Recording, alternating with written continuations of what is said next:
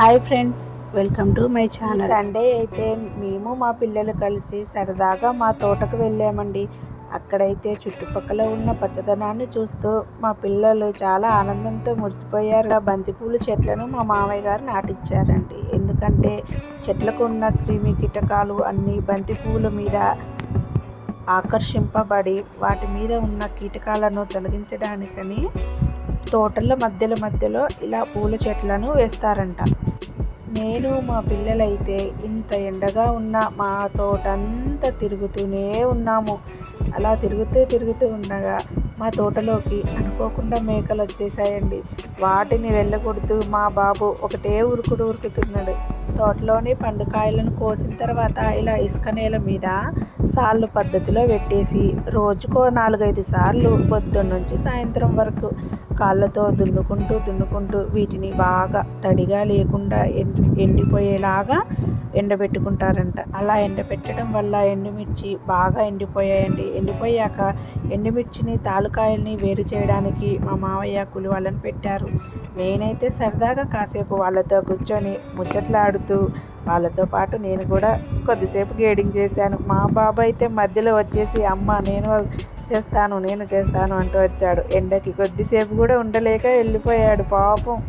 నేనేమైనా ఎక్కువసేపు ఉన్నాను అనుకుంటున్నారా? నేను కూడా అంతే ఎండకి భయపడి పారిపోయి వెళ్ళిపోయాను కూడా. మా ఊడు చూడండి అక్కడ ఎండగా ఉందన్నాడు, ఇలా వచ్చి చెట్టు మధ్యలో ఉరుకుతూ కాయలన్నీ తెంపేసి పడుస్తున్నాడు. అవునండోయ్, మీకు ఇంకో విషయం చెప్పడం మర్చిపోయాను. మా మావయ్య మా తోట పక్కనే ఒక చిన్న గార్డెన్ని వేశాడు. అందులో దోసకాయలు, టమాటాలు, బీరకాయలని, ఇంకా వంకాయలు, పెసర్లు అన్నిటినీ వేశారు. భలేగా ఉందండి చిన్న గార్డెన్. చూడండి టమాటాలు ఇప్పుడే కాస్తున్నాయి, కొద్దిగా పచ్చిగా, కొన్ని పండిపోయాయి. అలాగే గుత్తి వంకాయ చెట్లను వేశారు మా మావయ్య. చూడండి ఎంత బాగున్నాయో కదా. నేనైతే ఈ వంకాయల్ని ఈరోజు కోసుకెళ్ళి వండేయాలని ఫిక్స్ అయిపోయాను. అబ్బా, నిజంగా ఎంత బాగుందో అండి. ఇలా చూస్తూ ఉంటే చాలా మనసుకి ఎంతో ప్రశాంతతగా చాలా హాయిగా ఉంది. నేనైతే మా బీర చెట్టుకి అక్కడక్కడ కొన్ని పెద్ద బీరకాయలు కనిపించాయి. వెంబటే వెళ్ళి కోసేసి బొట్లో వేసేసుకున్నాను.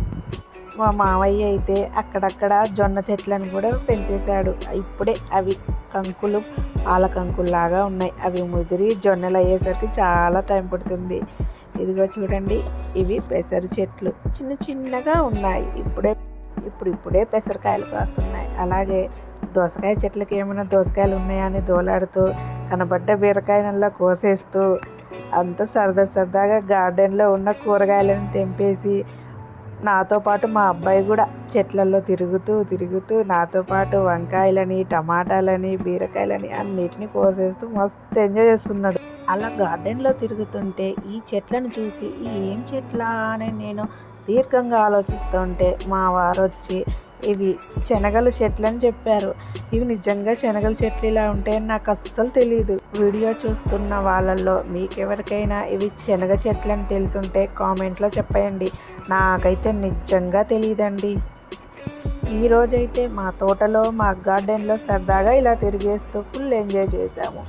ఇక ఎండలో తిరిగింది చాలే, ఇంటికి వెళ్ళిపోదాం అనుకున్నామండి. ఆలోపు మన తోటలో కాయలే కదా, కొన్ని పచ్చిమిర్చిని ఇంటికి తీసుకెళ్దామని ఒక చిన్న గిన్నె తీసుకొని ఆ గిన్నె నిండా పచ్చిమిర్చిని కోసుకొని తీసుకెళ్ళాను. చూడండి ఎంత బాగుందో మా తోట కదండి.